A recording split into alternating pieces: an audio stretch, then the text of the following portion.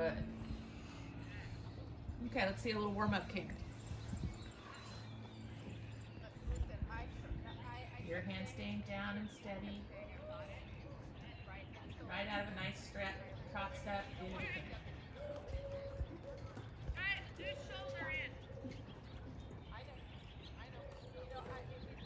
Okay, and then on your circle back to trot. Back to trot and back to canter. Keep your right rein. Right rein stretching. It fell out.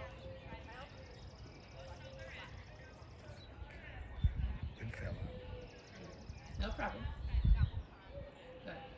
So, a little better ride on your part to help him stretch into the canter.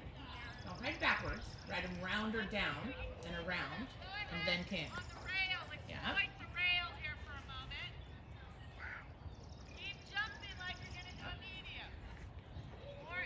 and then back to trot and back to canter. Short trot. Ready and canter. There you go. Right rein. Good. Bend him a little left. Supple the jaw. Good. Bend him a little right. Not longer in the rein. Good. And now bend a little left. Good. And trot. Leg on in the trot. Rounder in the right rein. Good. Keep circling and canter. Easy. Bend left. You're fine.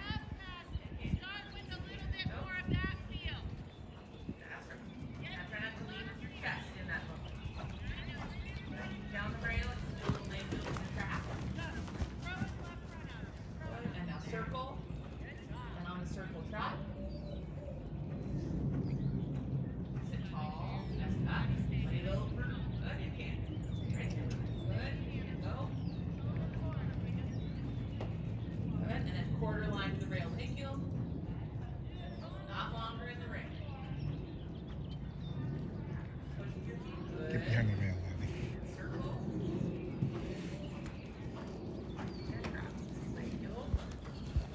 Right rein, keep it tall, stay back. Good. And canter. Yeah, good job.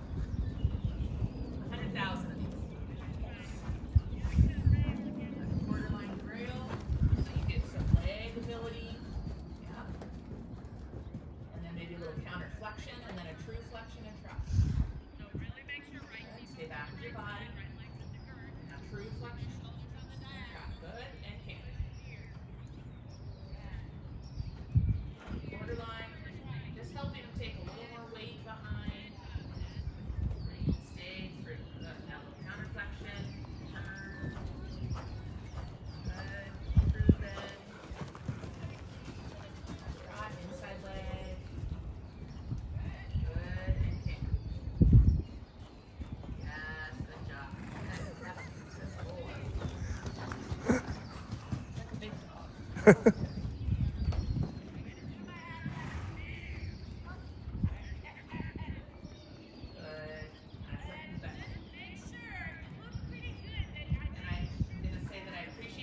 Choking up on him, but you can take just a little bit of rein, so you're not on the buckle where your hand's having to ride it back.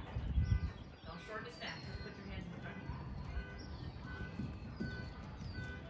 Counter flexion. Get his back. Carry. True flexion. Good. Right.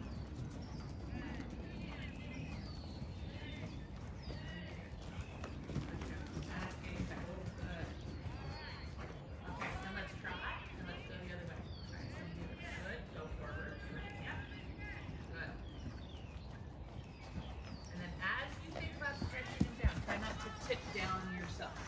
Let him stretch down and you carry his shoulders up so that you have a little bit more uphill feel in the stretch for him. It's not that his pull comes up, it's that his shoulders come up as he stretches, and you have to do that in your core. Chest up. Yep. Good. So that we can have someday a lovely extended trot. Your chin up. Yes.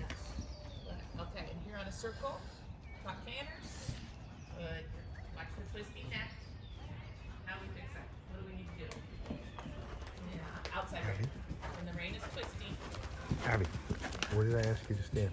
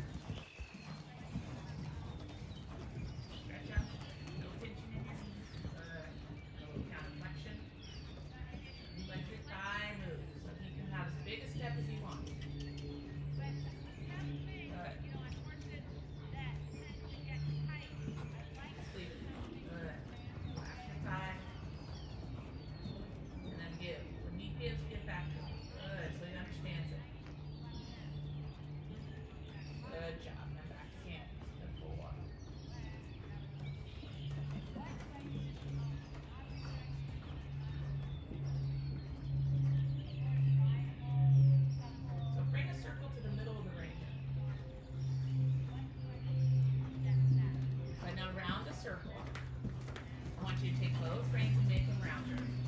Both reins, right rein two. Right rein two, from you bend to the right.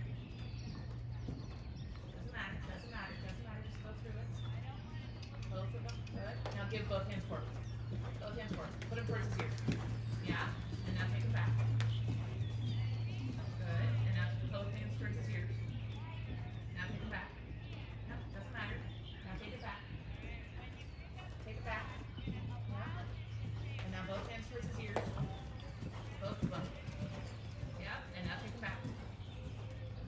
Yeah, and you just keep your core right in the can. Good, keep going. Take it back until he gives it to you. Right bend. You start to get where she lifts up the front to your hand. Right there. You're doing a good job using a figure instead of just getting in a tug-of-war with her. That's right. So here she's up again. Let her be there. Half halt up. You don't even have to chase it. And then here, elbows. And you settle in your stomach. Maybe a figure eight. Change the bend. Challenge the balance. Softer. And then go again. And then come back, right? So you think, I'm going to help teach you how to carry yourself where I don't have to do it for you. Yeah. And everything's a test. You know, this is good. What if I did this? Can you keep your balance? Oh, that was too long before our half halt. Half halt balance. Move the feet. Show me a leg yoke. Does it do it?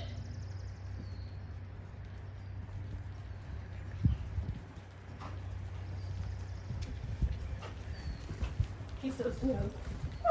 Which is amazing considering the trot you have. Yes, better. Keep your chin up. Good. That's better. You're going to sit your test on this horse. Oh God, I'm happy. Because when you sit her, she stays uphill a little bit better for you. But you don't have to do it all the time. I don't want to see you doing it all the time. You're going to work on this becoming natural. Good. Come from the rail in, leg yoke. Chin up. Shoulder blades down. Don't stare at her head. Half halt. Yep. Good. And now come from the other side. Chin up. Shoulder blades down. Chest up. Good. Very nice.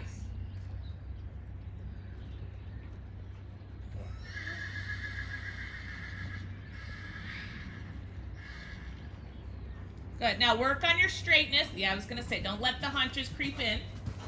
Good. And just like with Finn, practice not holding her so much in your hand. Your seat can hold her. Self-carriage. Yeah, that's right. And now make her rounder. Yep. And then let go. Balance and then breathe. So that her self-carriage starts to develop. And that's really where the loft in your trot is going to come, right?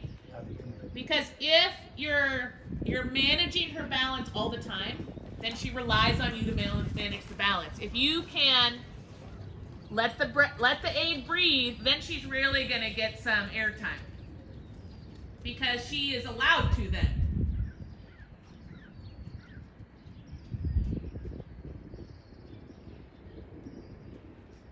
And the trick there, and it takes a little feel, is knowing how to put the aid in, and then how to let it go, and then how to put the aid in, and how to let it go. But so minorly that I don't end up seeing it, right? It's just within yourself. The only reason I see it is because the horse gets better.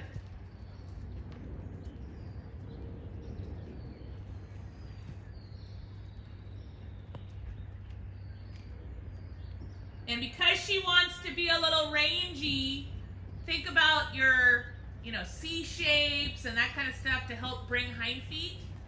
But I don't think you really need to spend a ton of time low or super low, unlike the other horse, because she already wants to come over a little bit better. You don't want to get her where she's on the forehand.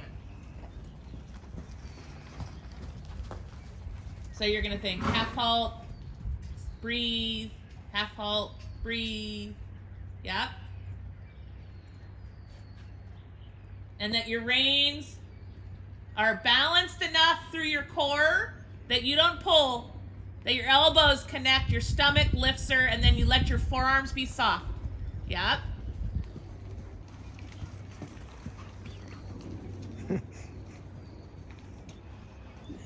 Think about that trampoline feel. We allow it. That's 5 minutes between each goddamn drop step. I didn't think about it. Fluff, fluff, go, fluff, go. And I agree with your size shapes. Helping her sit over her hocks a little bit, but not overdoing it, right? So we're not going to go tiny circles because she's so big and long, but definitely using smaller shapes to help engage the hind end instead of feeling like you have to do it all in your hand.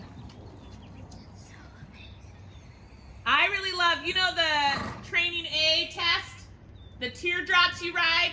Oh, yeah. Those are really good for a horse like this. Where you do the 10-meter turn, like a half turn, and then you go out of it. Maybe it's the training B, wherever the teardrops are. Like half circle B to X, and then you ride like X to M. Yep.